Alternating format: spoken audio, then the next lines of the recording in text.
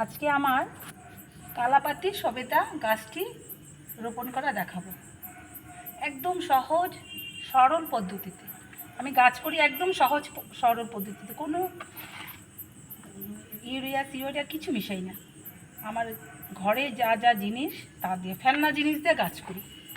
যেমন মাটি তো দরকার গাছে লাগাইতে, মাটির খুবই দরকার।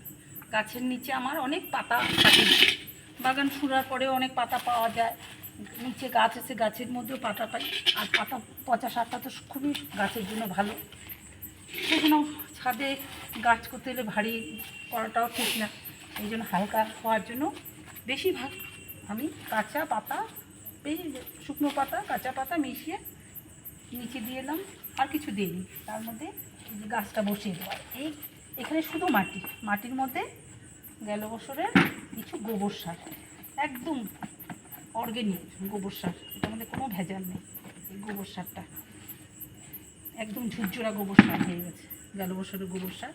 এই সার, মাটি আর পাতা পচা সার, তাছাড়া আর কিছু না।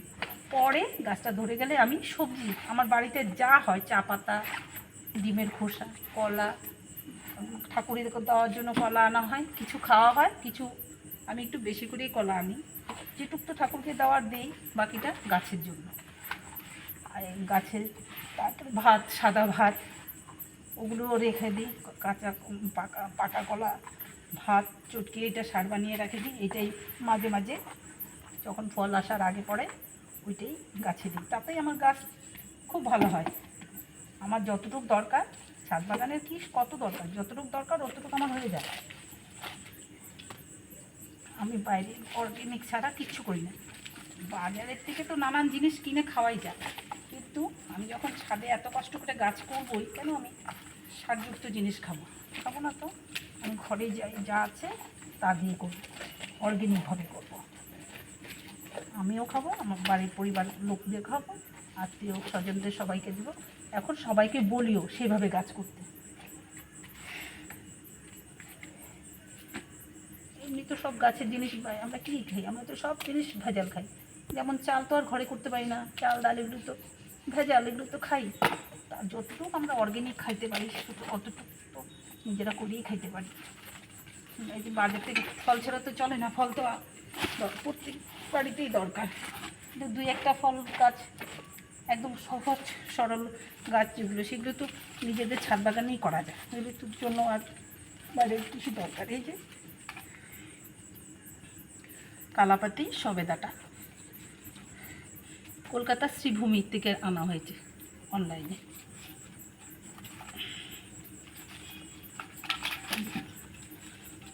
পাতা পচা সারের মধ্যেই গাছটা বসিয়ে দিলাম, তার উপরে এই যে গোবর সার আর মাটি দিল, আর কিছু না, আর বৃষ্টির জল। এতে গাছ একদম ঠিকঠাক থাকবে, এতে কোনো কিছুই রাসায়নিক জিনিস দিতে হবে না। গাছটা ধরে যাবে যখন, তখন আবার ওরকমই সার দেবো। ঘরে সবজি চোকলা, ভাতের মাড়, বাদামের খোসা না, আমি চীনা বাদাম কিনে এনে মিক্সিতে পেস্ট করে রেখে দিই। এটা তো এখন দেওয়া যাবে না, একটু পরে। সর্ষার খোল, সর্ষাটাকে গুঁড়া করে মিক্সিতে পেস্ট করে, বাদাম একবারে পেস্ট করে সব ভাতের মাড়ের সাথে মিশিয়ে আলাদা আলাদা করে রেখে দিই। ঘরের দুধ আছে, দুধটাকেও নষ্ট করে দই বানিয়ে ওটা মধ্যে গুড় দিয়ে মিশিয়ে রেখে দিই। এইসব সারি আমি আর অর্গ্যানিক ছাড়া কিচ্ছু দিই না গাছে। ভাতের মাড়, চাল ধোয়া জল, ডাল ধোয়া জল, মাছের জল, এমনকি বাজার থেকে আমাদের যে মাছ আনে, মাছের সমস্ত নাড়ি ভুড়ি, আমরা তো বেশিরভাগ লোকাল মাছই খাই, ছোটো মাছই বেশি খাই, মাছের সমস্ত কিছু এনে ভরে রেখে দিই। ওই যে সমস্ত বালতিতে ভরা ভরা আছে, ওগুলোর মধ্যে একটু গুড় মিশিয়ে রাখার পরে যখন জল দিই, তখন জলের সাথে সাথে ওগুলো একটু মিশিয়ে দিয়ে দিই। ওগুলি সব দিন দিই না, এখন না, এখন তো বৃষ্টির জলেই সবচেয়ে ভালো সার হতেছে। যখন বৃষ্টি থাকবে না, আমার ভিটামিন দেওয়ার দরকার, এই দরকার ওগুলোই দিই গাছে। ওতে আমার গাছ এত সুন্দর বাগান হচ্ছে, ফুলের ফলে আমার যা দরকার তার চেয়ে বেশিই হচ্ছে। আমার তো কিনতে হয় না।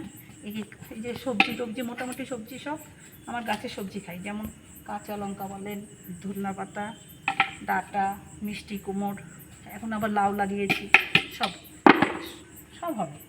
আমাদের যত দরকার, যে এখন থেকেই আলুর ঘরে খাওয়ার জন্য যে আলুগুলি আনা হচ্ছে ওগুলির মাথাগুলি কেটে কেটে চা পাতার মধ্যে ভরে ভরে রেখে দিচ্ছে, গাছ হবে ওগুলিকে আবার বসিয়ে দেবো বৃষ্টি কমলে পরে আশ্বিন কার্তিক মাসে বসিয়ে দেবো।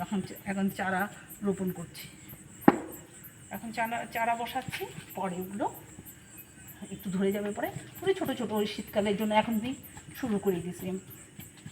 ঘরে আলু খাচ্ছি, আলুর যে মাথার মধ্যে গাছগুলি হচ্ছে ওগুলি কেটে কেটে রেখে দিচ্ছি, ওগুলি থেকেই গাছ হবে। আমি তো আলু কিনে গাছ লাগাই না, তো ওই আলুর মাথার থেকে যেটুক হয় ওগুলি কেটে কেটে রেখে দিই ছোটো ছোটো করে, বালির মধ্যে, চা পাতার মধ্যে, নাহলে কোকোপিটের মধ্যে কমই করি, বালির মধ্যেই করি।